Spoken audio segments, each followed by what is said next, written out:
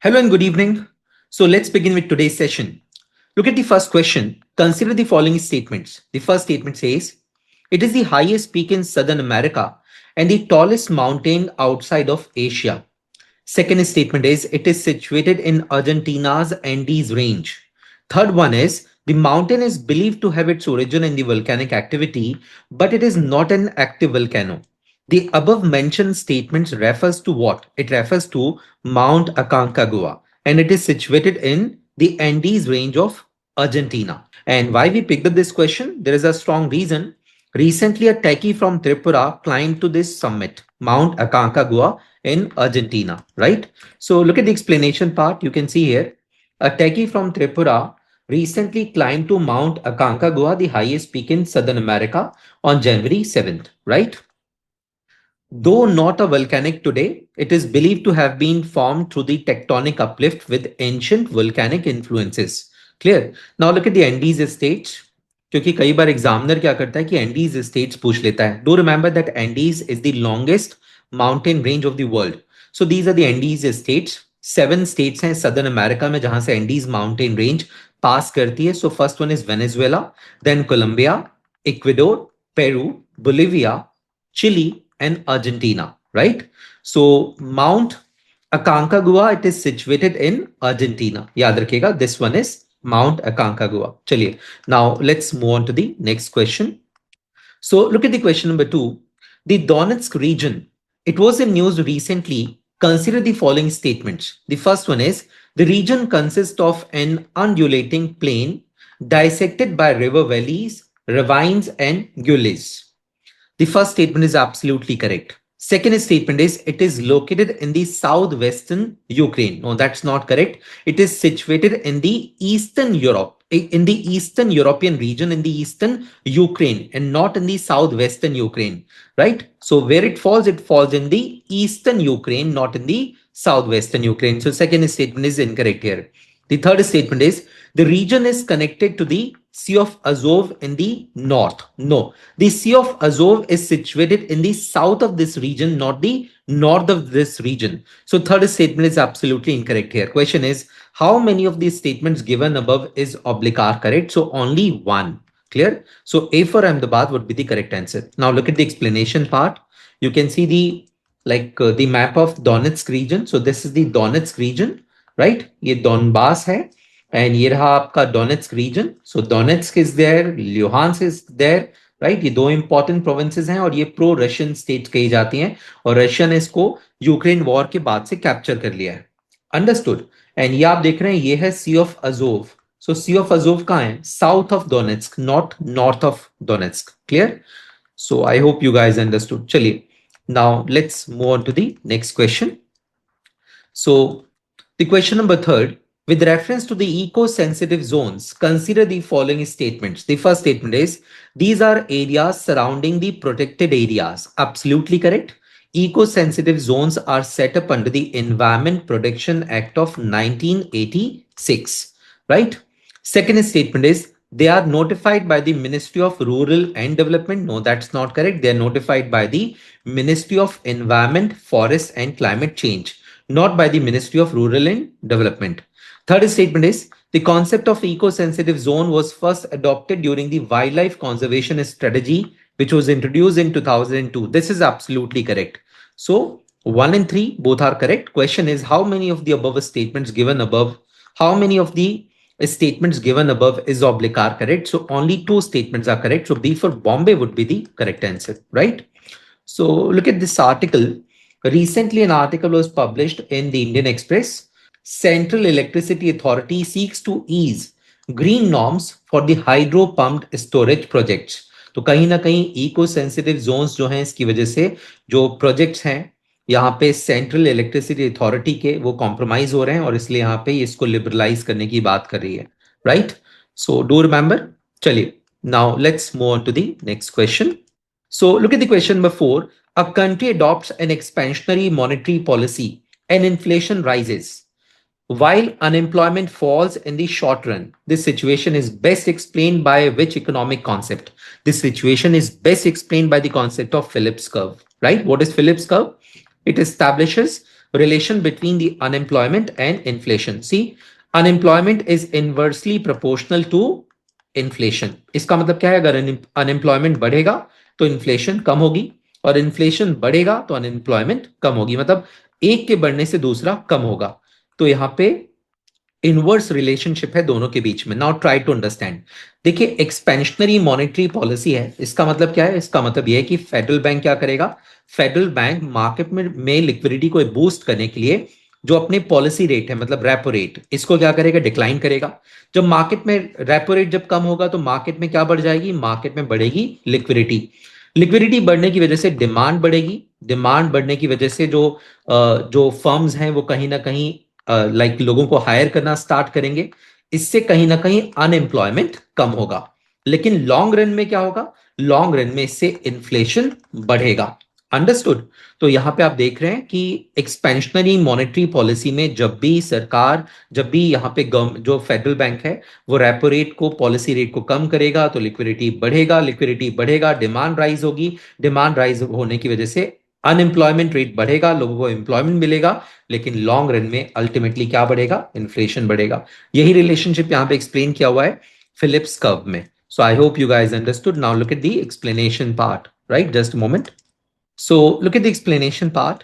The Phillips curve shows an inverse relationship between the inflation and the unemployment in the short run.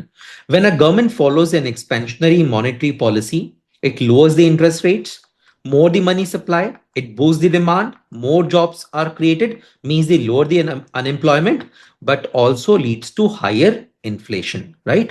So मैंने यही concept अभी आपको explain किया आसान भाषा में। I hope you guys understood. चलिए आगे चलते हैं। Now let's move on to the next question. So question number 5, consider the following statements in the Indian context. Statement number 1, the inverted duty structure, it adversely affects the competitiveness of the domestic manufacturing. Absolutely correct. Second statement is, the inverted duty structure refers to a situation where the tax rate on inputs is higher than on the finished products. Means क्या है? इसका मतलब है कि जो tax है वो raw material पे ज्यादा है, right? It is more on the raw material than on the finished goods. इसकी वजह से क्या होगा? इसकी वजह से कहीं ना कहीं लाइक कॉम्पिटिटिवनेस जो है वो हर्ट होगी। तो आप यहां देख सकते हैं कि स्टेटमेंट नंबर 2 में क्या एक्सप्लेन किया हुआ है? स्टेटमेंट नंबर 2 में एक्सप्लेन किया है the concept of the inverted duty structure. अब इन्वर्टेड ड्यूटी स्ट्रक्चर की वजह से क्या हो रहा है? यहां पे कॉम्पिटिटिवनेस अफेक्ट हो रही है, डोमेस्टिक मैन्युफैक्चरिंग अफेक्ट हो रही है। ये मेन फ्लॉ है हमारे टैक्सेशन सिस्टम का। इसी वजह से इस क्वेश्चन को हमने फ्रेम किया है। I hope you guys understood. तो जो सेकेंड स्टेटमेंट है that is the justification of the first statement. तो करेक्ट आंसर क्या होगा? Correct answer would be A. Both the statements 1 and 2 are correct, and the statement number 2 is the correct explanation for the statement number 1, right? Chaliye, now let's move on to the explanation part. So you can see the explanation here. The inverted duty structure makes the domestic producers less competitive because they pay higher taxes on the raw materials than on the final products. This increases production cost and squeezes the margins, right? So recently an article was published in the Hindu regarding this inverted duty structure. So you need to have knowledge about this. Chaliye, now let's move on to the next question, question number 6. So look at the question. Which of the following documents are presented to the Parliament every year by the Union government under the mandate of the Fiscal Responsibility in the Budget Management Act of 2003? See, recently the annual financial statement was introduced by the Finance Minister as per Article 112 of the Constitution, right? अब demand for grants and finance bill, ये सब किसके part हैं? ये सब components हैं budget के, right? इसमें से दो ऐसे स्टेटमेंट्स हैं जो कि बजट के कंपोनेंट्स नहीं है। कौन कौन से? The macro economic framework statement and the medium term fiscal policy come fiscal policy strategy statement, right? So 2 and 3 both are introduced as per the Fiscal Responsibility and Budget Management Act 2003. Clear? तो ये statutory mandate है किस act का? The fiscal responsibility and the budget management act of 2003। याद रखिएगा। Which one? The macro economic framework statement and the medium term fiscal policy statement 2 and 3। तो correct answer क्या होगा? B for Bombay, right? Look at the explanation part. So you can see the explanation here. ये 3 documents हैं जिसको introduce किया जाता है along with the union budget. So macroeconomic framework statement, medium term fiscal policy statement and fiscal policy strategy statement, right? चलिए, now let's move on to the next question. So look at the question number 7. With reference to the Urban Infrastructure Development Fund, UDIF, consider the following statements. The first statement says, it will be used to create urban infrastructure in the tier 2 and the tier 3 cities only. Absolutely correct. The second statement is, the fund will be managed by the National Housing Bank. Again, correct. So UIDF will be established through use of the priority sector lending shortfall. Absolutely correct. See, all these statements are correct here. So how many of the above statements given are correct? Correct answer would be all the 3 statements are correct here. Now try to understand the priority sector lending and the priority sector lending shortfall. See what happens कि जितने भी scheduled commercial banks हैं, इन सभी को, in fact foreign banks को भी अपने net credit limit का 40% खर्च करना होता है, स्पेंड करना होता है प्रायोरिटी सेक्टर्स में. अब प्रायोरिटी सेक्टर क्या है? जैसे micro, small and medium enterprises, agriculture sector, ये सब क्या है? ये प्रायोरिटी सेक्टर है, right? Now try to understand. Let's suppose कि एक सिंगल फाइनेंशियल ईयर में किसी पर्टिकुलर शेड्यूल कमर्शियल बैंक ने अपने जो मैंडेटेड प्रायोरिटी सेक्टर लैंडिंग है जो 40% है, अगर इसको स्पेंड नहीं किया, लेट्स सपोज सिर्फ 25% ही स्पेंड किया, 15% ये जो है वो स्पेंड नहीं कर पाया, तो क्या होगा? ये जो 15% है ये चले जाएगा एक सर्टेन कैटेगरी में, राइट? और उसका इस्तेमाल फिर किया जाएगा किसमें? उसका इस्तेमाल किया जाएगा यूआईडीएफ में, मतलब अर्बन इंफ्रास्ट्रक्चर डेवलपमेंट फंड में. अब अर्बन इंफ्रास्ट्रक्चर डेवलपमेंट फंड के अंदर जैसे हेल्थ, एजुकेशन, सैनिटेशन, इन सभी एरियाज में इंफ्रास्ट्रक्चर को क्रिएट किया जा सकता है. Understood? So look at the explanation part. You can see here the correct answer is C, right? So all these statements are correct here. And UIDF is to be managed by the National Housing Bank. And the UIDF is targeted primarily at the tier 2 and the tier 3 cities. ये आगे का statement जो है इसको cut कर लीजिएगा, that is incorrect, right? ठीक है. चलिए, the fund is created by using the shortfall in the priority sector lending of the banks. Clear? So I hope you guys understood, and this scheme was introduced in 2023-2024 budget. So look at the next question, question number 8. Consider the following pairs, regions in news and country. The first one is the Zangezur corridor. No, it is not there in Israel. It is situated between, it is a proposed corridor between Azerbaijan and Armenia, right? Not in Israel. So first pair is incorrect. Second one is Kursk region of Russia. This is correct, right? Kursk is situated in the western Russia. The third one is New Caledonia, Spain. No, that's not correct. New Caledonia, it is an overseas territory of France. And where it is situated? It is situated off the coast of Australia. Clear? Not in Spain. How many of the above pairs are correctly matched? Only one. Clear? So A for Ahmedabad would be the correct answer. Look at the explanation part. You can see the explanation here. So first one is the Zangezur corridor. It is situated between, it is a proposed corridor between the Armenia and Azerbaijan and not in Israel, right? And the second one is Kursk region. So Kursk is situated in the western Russia. Clear?